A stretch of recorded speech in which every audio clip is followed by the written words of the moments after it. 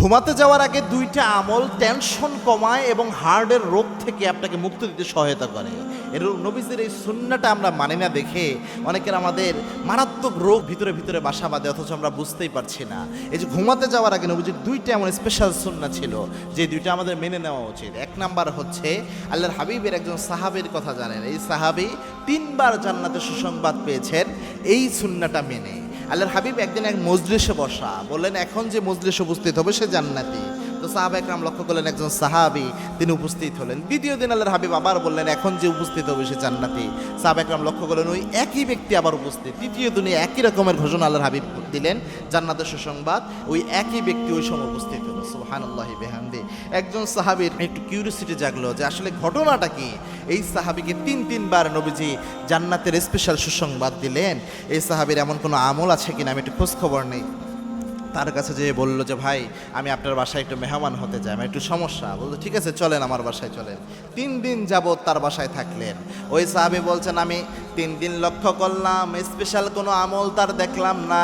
অন্যান্য সাহাবীদের মতো রাতের বেলায় তিনিও তাহাজ্জুদ পড়ে, তিনিও দুরূদ শরীফের আমল করে, তাসবিহ তাহলিল করে, স্পেশাল কোনো আমল আমি পেলাম না।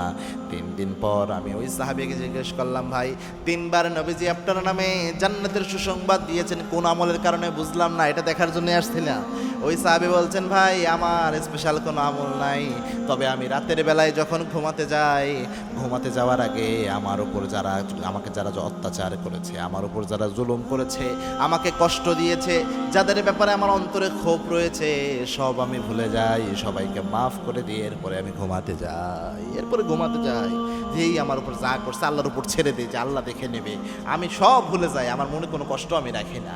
এই জন্যই হয়তোবা এই বড় মর্যাদা দিয়েছে। ওই সাহাবী তখন বললেন হ্যাঁ আল্লাহর কসম আপনার এই গুণটার জন্য আল্লাহর হাবিব 3 বার আপনাকে জান্নাতের সুসংবাদ দিয়েছে। এখন আপনি বলেন রাতে যখন ঘুমাতে যান আমাদের টেনশনে ঘুম ধরে না কেন? একজন আপনাকে কষ্ট দিয়েছে, কেউ আপনার হৃদয়কে ক্ষতবিক্ষত করে দিয়েছে, কেউ বিশ্বাস নষ্ট করেছে, প্রতারণা করেছে, আপনি তাকে আল্লাহর জন্য ছেড়ে দেন যে আল্লাহ তুমি তাকে দেখে নিও। এরপরে আপনি সব ভুলে যে একটা ফ্রেশ একটা মাইন্ড নিয়ে নতুনভাবে শুরু করেন। এই নতুনভাবে যদি শুরু করতে পারেন, এই ভিতরে টেনশন করার কারণে আজকে বিজ্ঞান বলছে হার্টের রোগ হয়। এই ভিতরে টেনশনের কারণে আপনার এই হাই প্রেশার, হাইপার টেনশন থেকে শুরু করে অসংখ্য রোগ ব্যাধি আপনার শরীরে বাসা বাঁধে এই রাতে ঘুমানোর আগে টেনশনের জন্য। এটা মারাত্মক ক্ষতিকর, ঘুমের সময় ঘুমের আগ মুহূর্তে টেনশন করা। এই জন্য এই সুন্নাহ মানেন। 2 নম্বর আল্লাহর হাবিব যখন ঘুমাতে যেতেন সাহাবা একরামকে বলতেন ঘুমাতে যাওয়ার আগে তোমরা লাইট অফ করে দাও। আমরা দেখবেন স্ক্রিনের, মোবাইলের স্ক্রিনের আলো ঘুমাতে যাওয়ার আগে, পাশাপাশি ডিম লাইট লাগায় ঘরে অনেকে। আজকের বিজ্ঞান প্রমাণ করেছে ডিম লাইট, দীর্ঘদিন ডিম লাইটও যদি কেউ লাগায় বা আলোতে ঘুমায়, এটা শরীরে ক্যান্সার সেল তৈরি হওয়ার জন্য এটা ভূমিকা পালন করে। এই জন্য সব অন্ধকার বানিয়ে এরপরে ঘুমাতে যাবেন এবং ঘুমানোর আগে স্ক্রিনের বেশি আলো চেহারার মধ্যে পড়লে চেহারার উজ্জ্বলতাও কমে যায়। এই জন্য এই সুন্নাহগুলো আমাদের মেনে নেওয়া উচিত।